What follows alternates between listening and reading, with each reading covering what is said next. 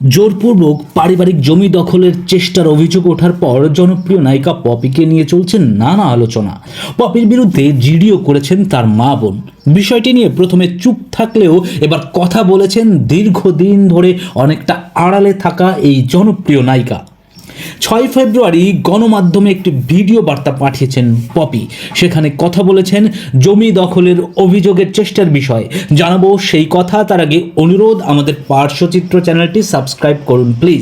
দর্শক, ভিডিও বার্তায় পপি দাবি করেন তিনি যত টাকা ক্যারিয়ারে কামাই করেছেন সব টাকাই তার পরিবার তার কাছ থেকে নিয়ে নিয়েছে। এমনকি তার টাকায় পরিবার যে সমস্ত সম্পত্তি কিনেছে তার কোনো সম্পত্তি পপির নামে কেনা হয়নি এবং পপির অ্যাকাউন্ট এখন একেবারে শূন্য। এসব অভিযোগ করে ভিডিওতে পপি বলেন, একটা সময় এসে মানুষের বেঁচে থাকার জন্য কিছু জিনিস প্রয়োজন হয়। যখন দেখলাম আমার পরিবারই আমার সব কিছু নিয়ে নিয়েছে, তারপরও আমি চুপ ছিলাম। যাদের কোলে পিঠে করে মানুষ করেছি তাদের দ্বারাই নির্যাতিত হয়েছি আমি। তারা আমাকে শারীরিকভাবে নির্যাতন করেছে, আমার টাকা চুরি করে আমাকেই মারার পরিকল্পনা করেছে।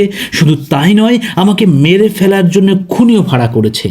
দর্শক, এর আগে গণমাধ্যমে কথা বলেছিলেন পপির মা মরিয়ম বেগম মেরি। সে সময় পপির বিরুদ্ধে তিনি অভিযোগ তুলেছিলেন। মায়ের কথা উল্লেখ করে ভিডিওতে পপি কেঁদে কেঁদে বলেন, মা তো অনেক বড় একটা বিষয়, যার কোনো তুলনা হয় না। কিন্তু পৃথিবীতে সব মা ভালো মা না। দুর্ভাগ্যবশত আমার মা হয়তো আমাকে সেভাবে ভালোবাসতে পারেনি, কারণ আমার পরিবারের কাছে সোনার ডিম পাড়া একটা হাঁস ছিলাম আমি, দুধ দেওয়া একটা গরু কিংবা ছাপানোর মতোই টাকার মেশিনই ছিলাম আমি। একজন মানুষ যখন মেশিন হিসেবে পরিচিতি পায় তার মূল্য মেশিন হিসেবেই থাকে। ফলে সন্তান হিসেবে সেই ভালোবাসাটা আমি পাইনি। তারপরও মায়ের প্রতি আমার কোনো অভিযোগ নেই। তার বিরুদ্ধে পরিবারের অভিযোগের বিষয়ে পপি বলেন, আজকে আমার মা বোন যে অভিযোগগুলো করেছে সবগুলো মিথ্যা ও বানোয়াট। আমি একজন শিল্পী, আমি তো ভূমিদস্যু নই।